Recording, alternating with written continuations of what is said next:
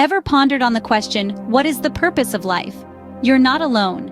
A man named Socrates, born in 469 BC, spent his life seeking answers to such profound questions.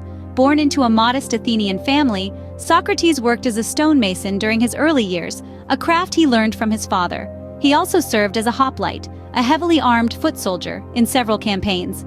Yet it was not his craft or military service that set Socrates apart, but his profound interest in philosophy. Socrates took a unique approach to philosophy.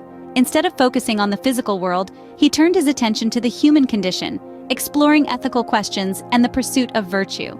Socrates was a man of humble origins, yet he was not content with merely accepting the conventional wisdom of his time.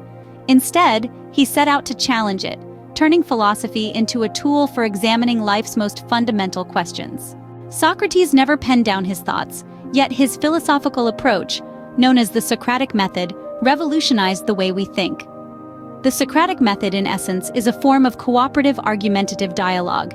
It's like a dance of inquiry, where questions and answers flow in a rhythm, giving momentum to critical thinking.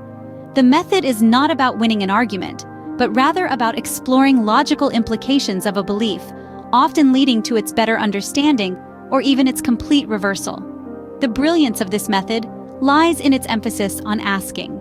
By asking, rather than telling, Socrates sought to stimulate independent thought in his interlocutors, to make them question their own beliefs and expose contradictions they perhaps hadn't realized existed.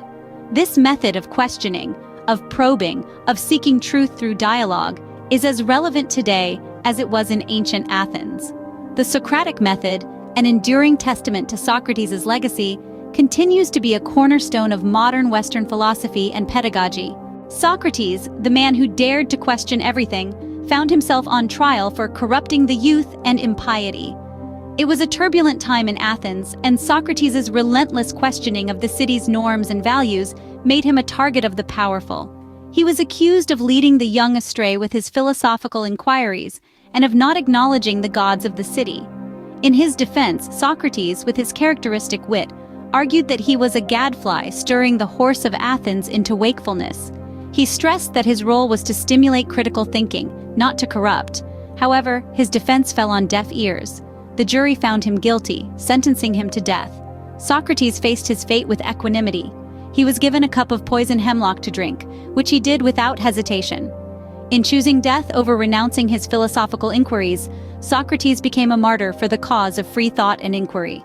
Socrates' death marked the end of his life, but not his influence.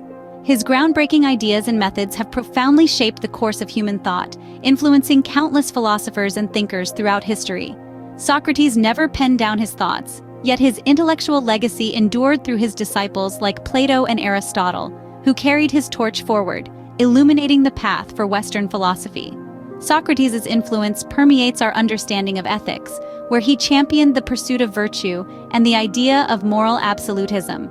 He proposed that knowledge and goodness are inherently linked, and that wrongdoing stems from ignorance, not malice. His teachings on political theory, where he encouraged critical thinking and questioning authority, have inspired democratic ideals and social justice movements across the ages. While Socrates may no longer walk among us, his spirit of relentless inquiry continues to ignite minds, reminding us that the unexamined life is not worth living. His legacy is a beacon, guiding us towards introspection, ethical conduct, and the relentless pursuit of truth.